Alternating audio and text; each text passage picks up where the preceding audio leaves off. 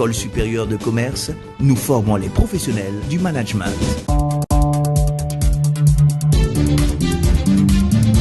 Salut à tous et à toutes et merci pour votre fidélité. C'est parti pour une autre session de l'actualité.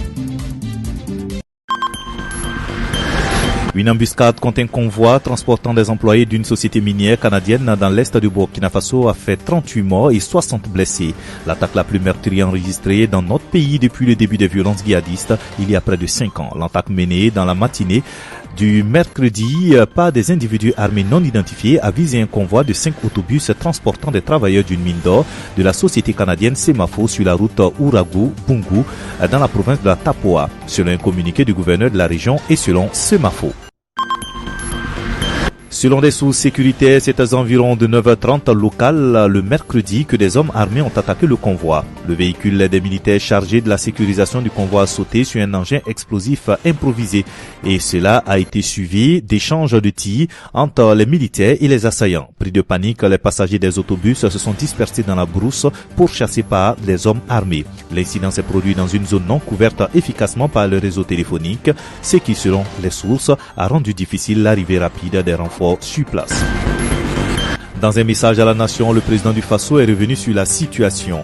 Morceau choisi, ces actes ignobles qui relèvent d'une autre époque visent à semer la psychose au sein de notre peuple et à déstabiliser notre démocratie. J'ai ordonné le recrutement de volontaires pour la défense dans les zones sous menace. Je décrète à compter du 8 novembre 2019 à 0 heure un deuil national de 72 heures. Durant ces 72 heures, j'invite chaque Burkinabé au recueillement et à l'introspection pour affermir sa foi en l'unité, à la cohésion et à la paix dans notre pays. Fin de citation.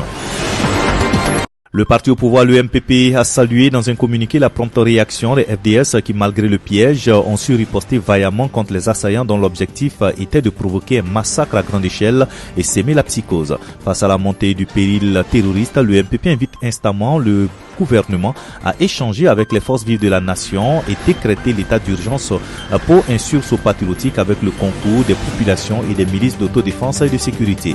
Par ailleurs, le MPP appelle la classe politique burkinabé et la société civile à l'unité d'action pour sauver notre pays et sa démocratie.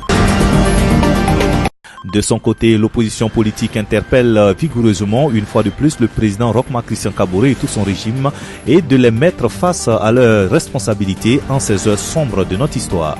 Les Burkinabés sont lassés des communiqués rituels qui comptent les morts et enchaînent les présentations de condoléances. Ils attendent du pouvoir un véritable sursaut et des résultats concrets sur le terrain.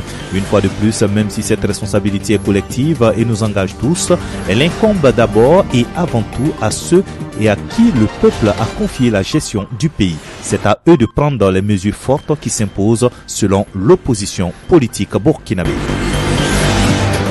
Voilà qui met un thème à ce tour d'horizon de l'actualité. Merci de nous avoir suivis. À bientôt.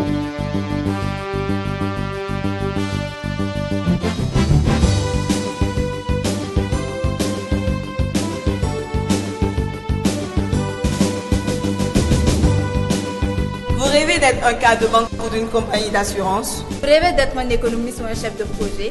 Alors, ça commence ici.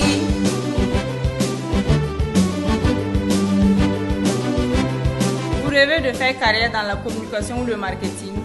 Vous rêvez de faire carrière en transport logistique ou en gestion des ressources humaines? Alors, ça commence ici. Eh oui, ça commence ici.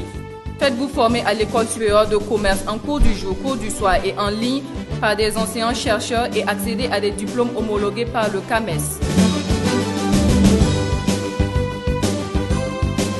À l'École supérieure de commerce, nous formons les professionnels du management.